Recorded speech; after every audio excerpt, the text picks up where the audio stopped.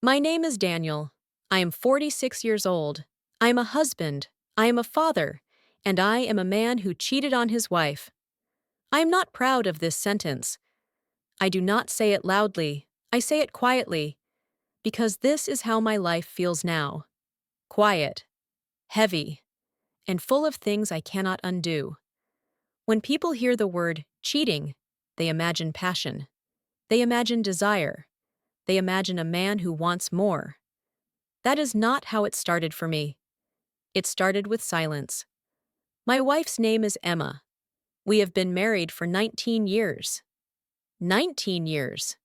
That number sounds strong. It sounds stable. But numbers do not show cracks. They hide them. Emma and I used to talk a lot. We talked in the kitchen. We talked in bed. We talked in the car. We talked about nothing. We talked about everything. And then, slowly, we stopped. At first, I did not notice. I was busy. Work was demanding. Deadlines, meetings, pressure. I told myself this was normal. This was life. This was adulthood. Emma noticed before I did. She always did. She asked questions. Simple questions. Are you tired? Is something wrong? Are we okay? I answered too quickly. Yes. I'm fine. Everything is okay. But those answers were not honest. They were convenient. They ended conversations. They saved time. They saved energy.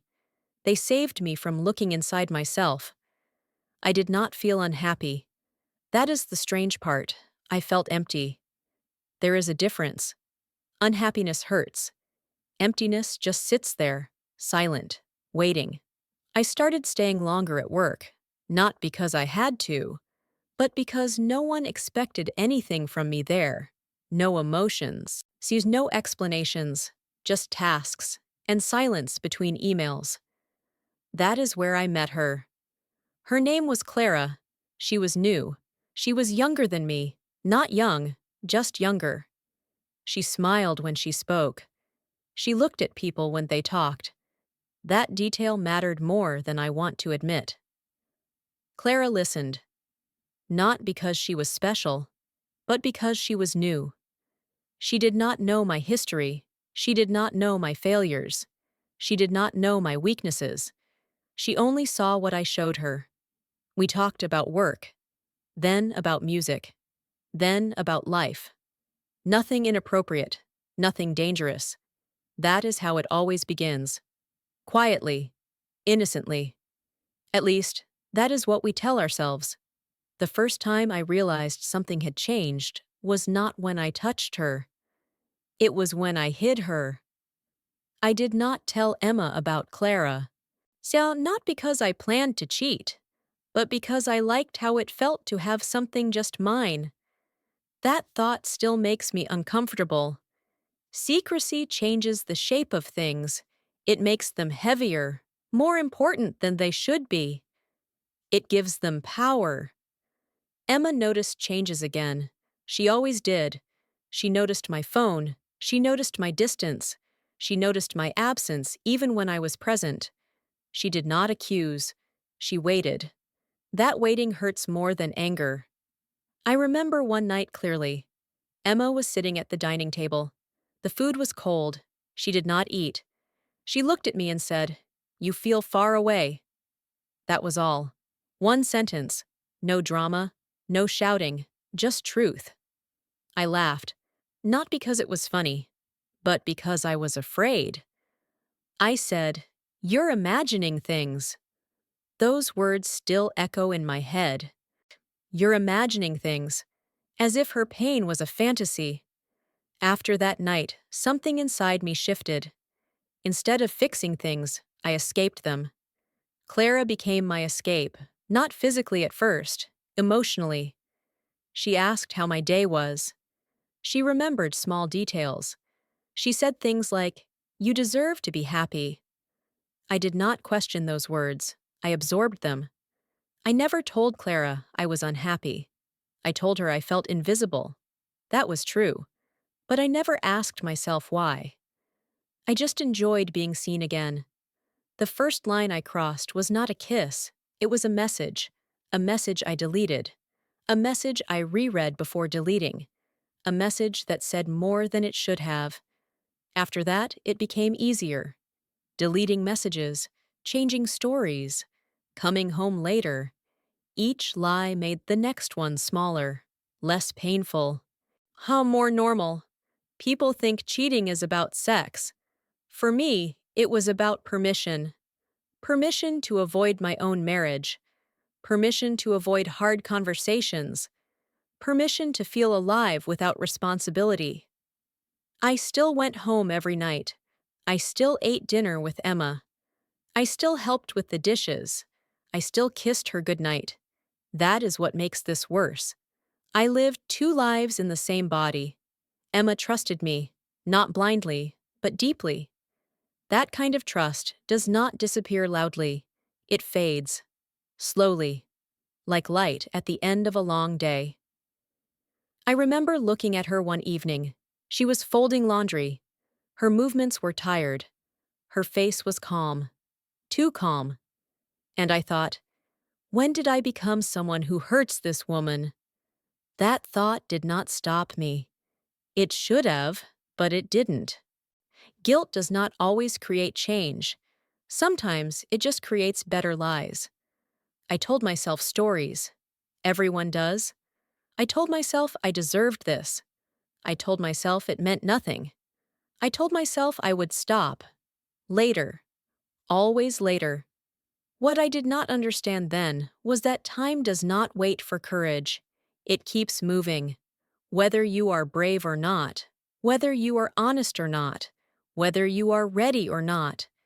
This is how my betrayal grew, not with fire, not with passion, but with silence, with avoidance, with choices that felt small at the time, and would later destroy everything I thought was stable. I did not know yet how much this would cost me. I did not know yet how regret sounds when the house becomes quiet. I did not know yet how memory can become punishment. But I was already walking toward it. So step by step, lie by lie, without realizing that the most dangerous thing is not desire, it is delay. I thought I was in control. That is the lie I told myself every morning. I thought I could stop whenever I wanted. I thought I could fix things before they broke. I thought I was smart enough to manage the damage. I was wrong. The moment everything changed was not dramatic. There was no shouting, no thrown objects, no storm. Just a quiet evening. Too quiet. Emma was sitting on the couch. The television was on, but muted. She was holding my phone, not shaking, not angry, just still. That stillness scared me more than any scream ever could. She looked up at me, and for a second, I hoped. I hoped she would ask a question. I hoped she would misunderstand. I hoped I could lie one more time. But she didn't ask anything. She said my name. Daniel. Just that. My name sounded different coming from her mouth. Heavier, older, as if it carried all my mistakes with it. I sat down across from her. I did not touch her. I did not know if I was allowed to. I did not know what rules still existed. I still don't. She didn't cry. That came later. She asked one question that stripped me bare. How long? Not why, not who, just how long. Time became my enemy in that moment. Every answer would hurt, but the truth would hurt differently. I told her. I told her the months. I did not tell her the feelings. I did not tell her the lies I enjoyed. I edited my confession. Even then. Emma nodded slowly, as if she was counting something inside her. Breaths, heartbeats, years wasted. I will never know. She stood up, went to the kitchen, poured herself a glass of water. Her hands were steady. That is the image that haunts me. Not tears, Control. She came back and sat down. She said, "So this is why you disappeared?" It was not a question. It was a realization, a puzzle clicking into place. I tried to speak. I had rehearsed apologies in my head for months, but none of them came out right. "I didn't mean to hurt you." Those words sounded stupid the moment I said them, as if harm was an accident, as if betrayal was clumsiness. Emma looked at me for a long time. Then she said something I did not expect. "I trusted you with my quiet." That sentence broke something inside me. Because she was right. She trusted me with her silence, with her tired days, with her unfinished thoughts. And I betrayed that trust for attention. That night, we slept in the same bed. Not because things were okay, but because neither of us knew what to do next. We lay facing opposite walls. The space between us felt wider than the room. I did not sleep. I listened to her breathing, slow, controlled, as if she was trying not to fall apart. I realized then that cheating does not only hurt love, it steals safety. It makes the familiar feel dangerous. The next days were worse, not louder, worse. Silence returned, but it was different now. Before, silence was empty. Now it was sharp. Every movement mattered. Every word felt heavy. Emma asked for details. Not immediately, but slowly. She wanted facts. She wanted clarity. She wanted to understand the shape of the betrayal. I answered, sometimes honestly, sometimes partially. I told myself I was protecting her. I was actually protecting myself. She asked if I loved Clara. That question almost destroyed me, because the answer was complicated. I did not love Clara, but I loved how I felt around her. I told Emma I didn't love her. I did not explain the rest. That truth remains unfinished. Emma cried for the first time a week later, in the shower. She thought I couldn't hear, but I did. I stood in the hallway, useless, watching the door like a coward, afraid to enter, afraid to leave. That sound still lives in my chest. It is not loud. It is low, like a distant hum, always present. Friends noticed changes. Family noticed tension. We told no one. Infidelity isolates. It creates a private world of pain, a world where only two people exist. One wounded, one guilty, both trapped. I ended things with Clara, not dramatically, not cleanly. I sent a message, short, final. At least I thought it was. She replied with questions, with hurt, with confusion. I did not answer. I had already caused enough damage. Or so I told myself. What I did not expect was the emptiness that followed. Not longing, not desire, just emptiness. The kind that echoes, the kind that forces you to face yourself. Without distractions. Emma watched me closely, not like a guard, like a survivor. She observed, she measured. She tried to decide if the ground under her feet was stable. I could feel her doubt. It sat between us at the table, on the couch, in bed, always there. Trust does not return with apologies. It returns with consistency, with time, was with actions that cost something. I was not ready for how much it would cost. I offered counseling. I offered transparency. I offered words, so many words. But words had betrayed her too. They were no longer reliable. I was no longer reliable. One night, Emma asked me something quietly. "If you could go back, would you still do it?" I wanted to say no. I needed to say no. But honesty caught up with me. I paused. Just for a second. That pause was everything. She saw it. She always did. And in that moment, I realized regret has layers. I regretted hurting her, but I also regretted losing the escape. That truth disgusted me. And it was mine. I started understanding something important. Cheating is not one mistake, it is a series of choices. And each choice reveals who you are becoming, not who you were. Who you are becoming. Emma told me she felt foolish, not angry, foolish. She blamed herself for trusting. That was when I truly understood the damage. I had not only broken her heart, I had broken her confidence in her own judgment. I wanted to fix that. I wanted to take that guilt away. But guilt cannot be returned. It can only be carried by the person who caused it, and sometimes by the person who didn't deserve it. We started living like roommates, polite, careful, distant. We shared space, not intimacy. Time passed, days stacked on top of each other, waiting for something to change, waiting for a feeling to return. I learned something uncomfortable then. Regret is not loud. It does not shout. It whispers. Every morning, every night, every ordinary moment that used to feel safe. I missed things I didn't value before. Emma's casual touch, her unplanned laughter, her way of saying my name without weight. Those things were gone, replaced by caution, by assessment, by fear. I asked myself a question I had avoided for years. Why did I choose this? Not the affair, the avoidance, the silence, the delay. Why did I wait until damage forced honesty? The answer was simple and painful.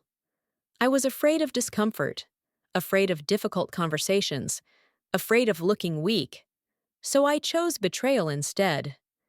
That choice defines me more than I want to admit. I wanted forgiveness. But I learned something important. Forgiveness is not a goal, it is a possibility, one that may never arrive.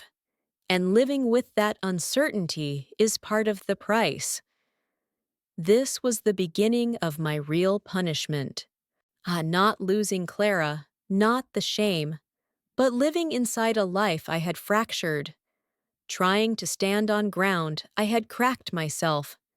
Trying to be trusted by someone who had every reason not to trust me anymore. There is a moment when regret changes shape. It is not dramatic. It does not announce itself. It arrives quietly.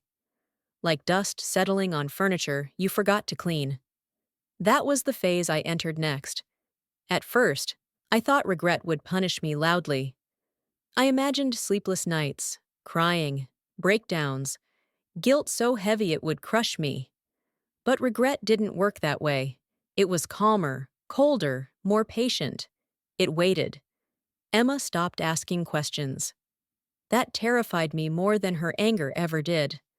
When she was angry, I felt involved, connected, still relevant to her pain. When she stopped asking, I felt irrelevant, like my answers no longer mattered.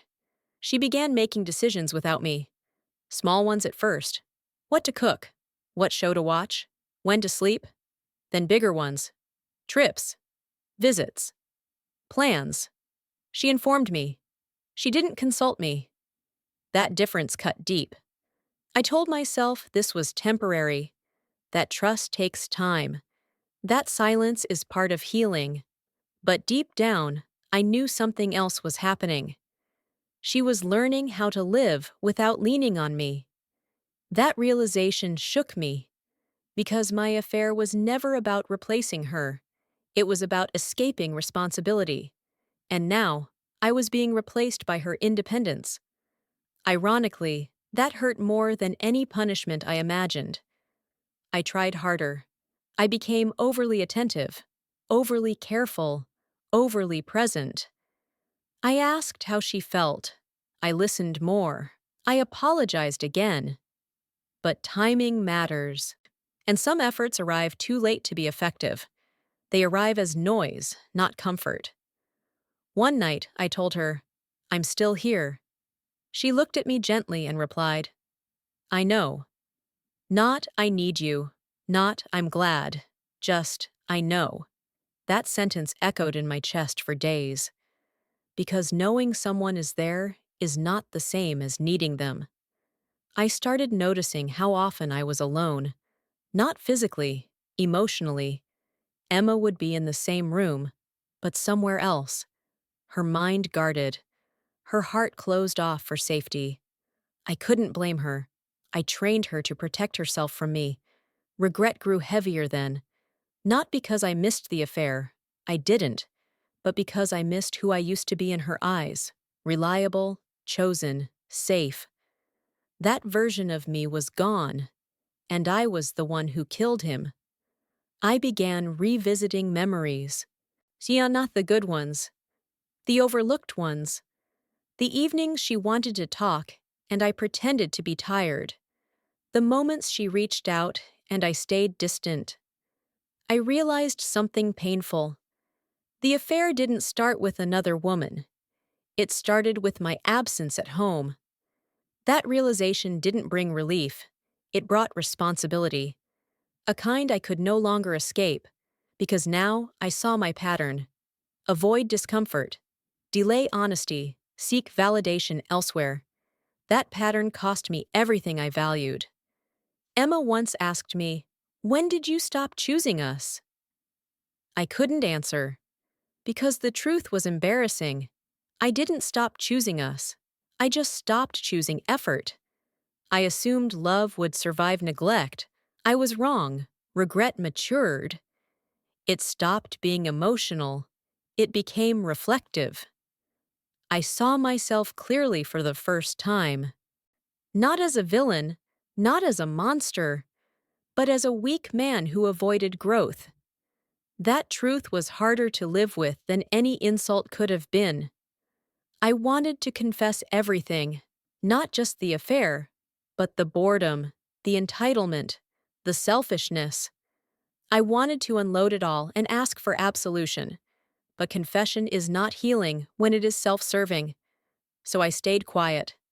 For once, I chose restraint. Emma began therapy. Alone. She didn't ask me to join. She didn't exclude me either. She simply went. That independence was both admirable and terrifying. She was rebuilding herself without relying on my remorse. I overheard her on the phone once. She said, "I don't know what I want yet, but I know what I won't accept again." That sentence confirmed my fear. The future no longer revolved around saving us, so it revolved around protecting her. I felt the consequences differently then, not as punishment, but as reality. I learned that remorse doesn't restore power. It humbles you. It forces you to accept that the person you hurt does not owe you reconciliation. I began working on myself without expecting credit. Therapy, journaling, honest reflection, not to prove change, but because I could no longer stand myself otherwise. That distinction matters. Change pursued for forgiveness is fragile. Change pursued for integrity is necessary. Emma noticed the shift. Not immediately, not dramatically. She noticed through consistency, through what I didn't demand, through what I stopped defending, through the way I accepted distance without resentment. One evening, she said something unexpected. "I see that you're trying." I didn't respond. I didn't say thank you. I didn't ask what it meant, because trying is not a guarantee. And she didn't promise anything. She simply acknowledged effort. That was all she could offer.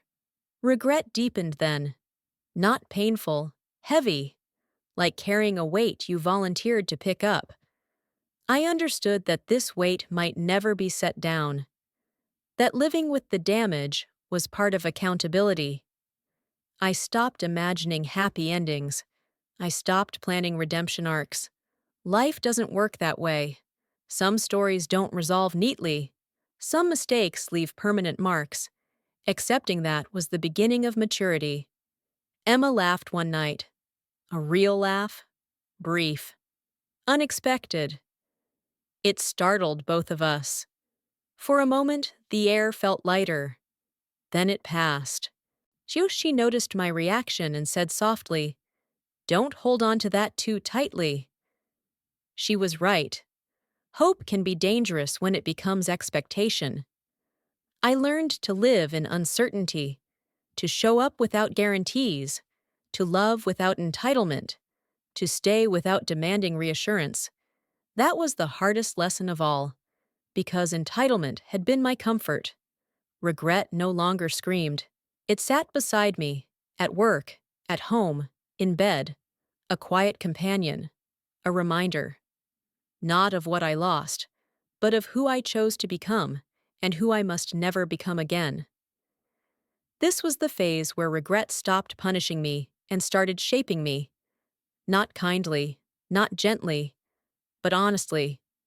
And honesty, when it arrives late, is never painless. There comes a point where hope becomes dangerous, not because hope is wrong, but because it starts disguising itself as entitlement. That was the stage I entered next. I began noticing how carefully I measured Emma's reactions. A smile, a longer conversation, a shared silence. Each small sign felt like progress. And slowly, I started building expectations again. Quiet ones, unspoken ones. That was my mistake. One evening, we sat in the living room.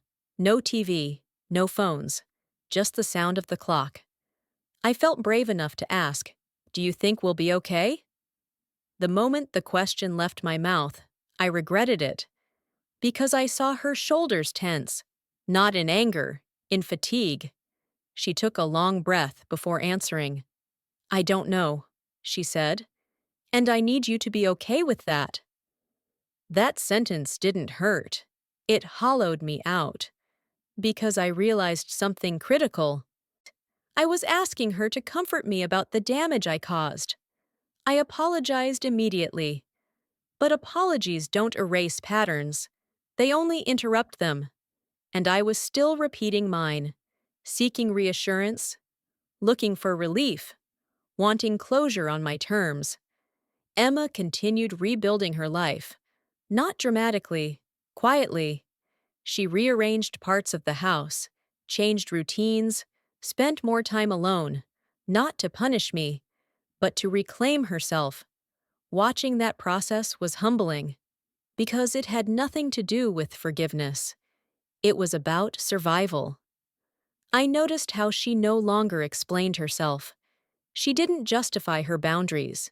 She didn't argue her choices. She simply lived them. That confidence was unfamiliar, and it scared me, because people who know how to stand alone are not easy to keep. So I realized then that reconciliation was no longer the goal. Respect was. And respect does not come from remorse. It comes from consistency without pressure, from presence without demand, from patience without guarantees. One night, Emma told me, "I'm not deciding anything right now." I nodded. Then she added, "But you need to understand something. Staying is not a reward, and leaving would not be revenge." That sentence changed me, because I finally understood. Her future choices were not centered around me anymore, and that was fair. I stopped trying to interpret her silence, stopped reading meaning into gestures, stopped negotiating emotionally. I learned to let moments exist without attaching narratives to them. That restraint felt unnatural, but it was necessary. There were days I felt hopeful, and days I felt invisible. Both were dangerous. Hope tempted me to relax. Invisibility tempted me to demand attention. I had to resist both impulses, because true accountability does not fluctuate with emotion.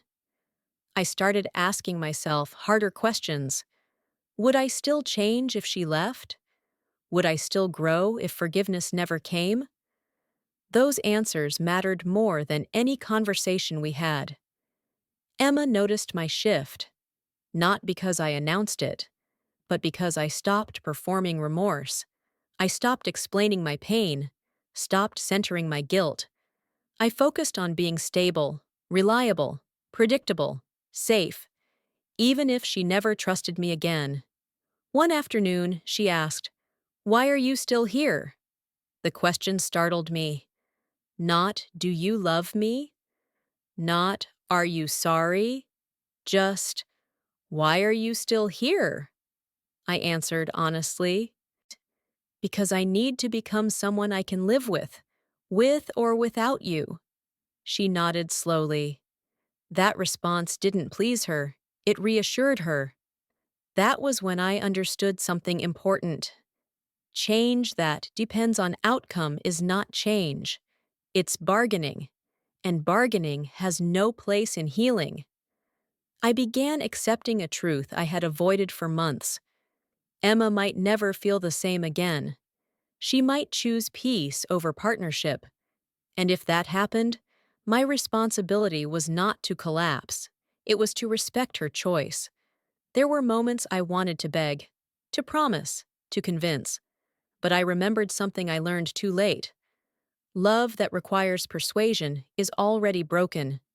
So I stayed quiet, not out of fear, out of respect. Emma once said, "I'm watching who you become when no one is clapping." That line stayed with me because it exposed my old motivation. I used to act for approval. Now, I was learning to act for integrity. I noticed changes in myself. I listened without interrupting. I accepted criticism without defense. I allowed discomfort without escaping. These weren't dramatic transformations. They were boring. And that's how real change looks. Unimpressive, unglamorous, consistent. The house felt different. Not warmer, not colder, just honest. There was no pretending. No pretending we were fine. No pretending we were broken. We existed in uncertainty. Together. Separately. At the same time. I learned that some damage doesn't heal by fixing. It heals by living truthfully afterward. By refusing to repeat the harm. By letting consequences exist without resentment. Emma didn't promise me anything. And I stopped waiting for promises. I understood that the future was no longer something to negotiate. It was something to accept. Whatever form it took.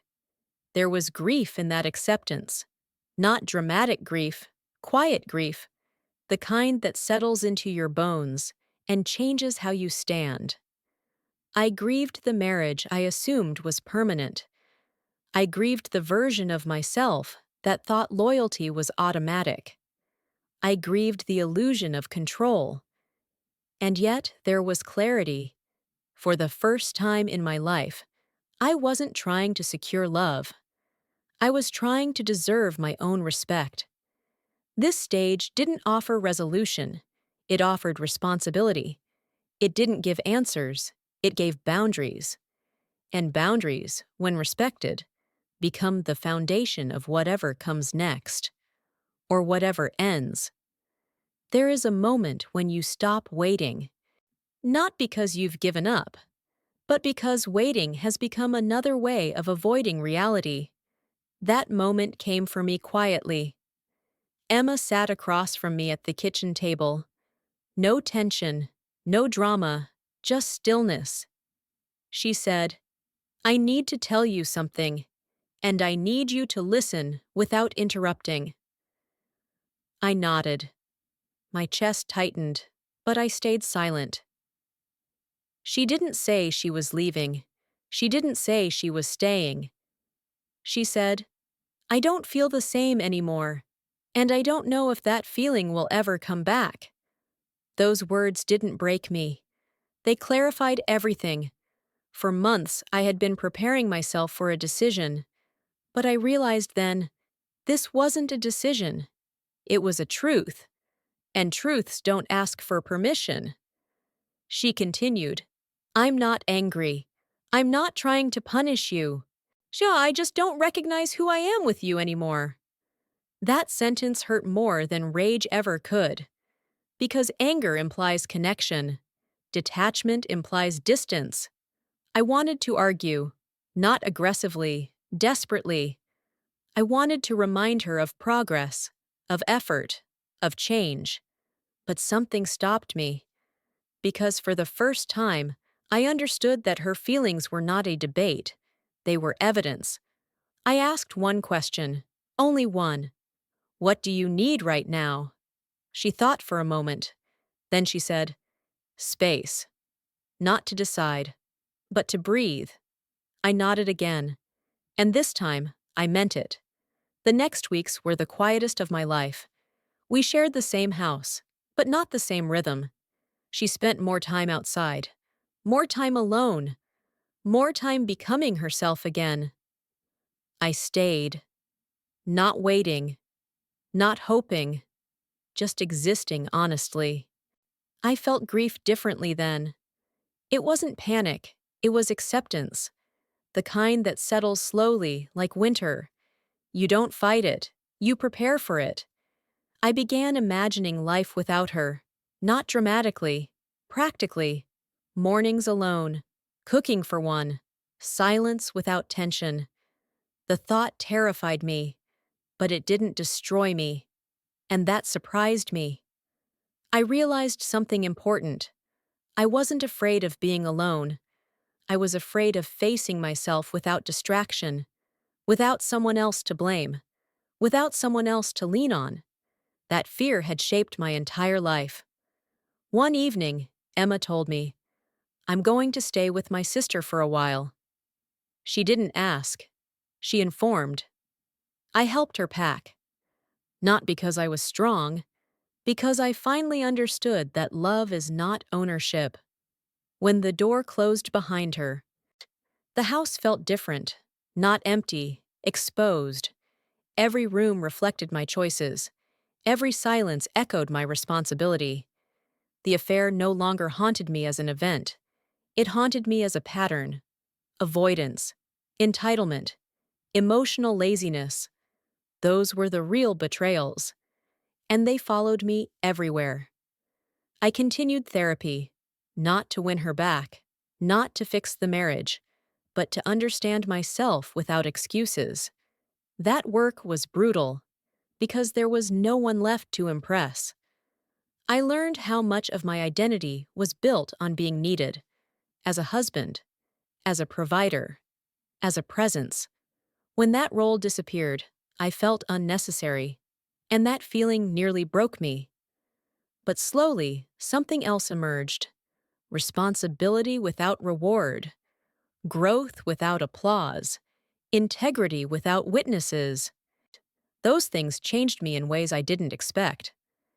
Emma visited occasionally, short conversations, neutral tones. We spoke honestly but carefully. She told me, I'm not closing the door, I'm just not standing in it anymore. I respected that. For once, I didn't ask for more. Months passed. Not everything healed, not everything ended, but clarity replaced confusion.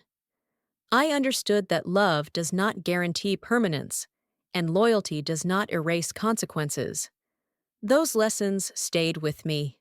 One afternoon, Emma looked at me and said, I can see that you're different, but I don't know if different is enough for me anymore. I thanked her for being honest. And I meant it, because honesty, even when painful, is a gift I once refused to give. I stopped imagining redemption. I stopped framing myself as someone who deserved a second chance. I became someone who accepted whatever came next. That acceptance changed everything. Eventually, Emma made her choice. Not loudly, not dramatically. She chose to leave, not in anger, not in haste, in peace. I didn't beg. I didn't collapse. I felt sadness, loss, grief. But I also felt something else, respect, for her, for myself, for the truth. The day she moved out, I stood alone in the living room, the same place where I once felt powerful, the same place where I later felt invisible. Now I felt present. Life didn't end. It continued, quietly, without me at the center, and that was the final lesson. Cheating didn't cost me my marriage overnight. It cost me gradually, in trust, in identity, in belonging. The price was paid in silence, not chaos, and I still carry it. I live differently now, more attentive, more honest, more uncomfortable, because comfort was my downfall, and discomfort is where growth lives. If there is one thing I know now, it is this: love is not maintained by intention, it is maintained by presence, and absence, even when quiet, is destructive.